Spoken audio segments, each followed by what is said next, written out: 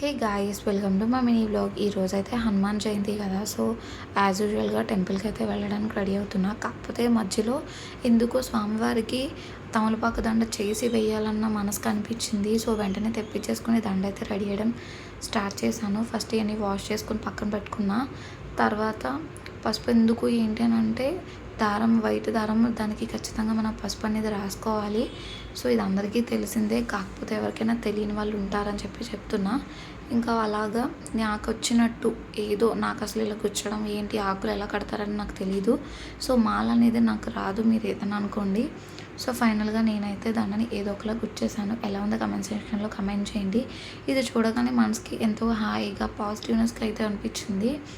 So ఈ లోపు మేమైతే రెడీ అయిపోయి గీతను కూడా రెడీ చేశాను. అది అప్పుడే లేచింది. సో డిమ్గా ఉంది, ఈ టైంలో ఎక్కడికి తీసుకెళ్తున్నారు వీళ్ళు అన్నట్లు ఆలోచిస్తుంది అనమాట. సో ఇదైతే ఆకివీడిలో టెంపుల్ అనమాట, రైల్వే స్టేషన్ గేట్ దగ్గర. ఎక్కడున్న వాళ్ళకి ఎవరికైనా సరే ఈజీగా తెలుస్తుంది. సో స్వామివారి దగ్గరికి వచ్చి దర్శనం చేసుకున్నాక మనసు ఎంతో హాయిగా అనిపించింది. ఎందుకు ఇంకా ఈలోపు అక్కడ ర్యాలీ అనేది జరుగుతుంది. సో ఆ హడావిడిలో ఉన్నారు. పంతులు గారు వచ్చేంత వరకు కూడా నేను వెయిట్ చేశాను. సో ఆయన చేతులతో అయితే వేయించాను. చూసారు కదా, పైన దండ మనం వేసిందే అనమాట. ఆ కష్టం చూసిన తర్వాత దేవుడి దగ్గరికి వెళ్ళాక ఎంతో హ్యాపీగా ఉంటుంది. సో ఫైనల్గా దర్శనం అయితే చాలా బాగా జరిగింది.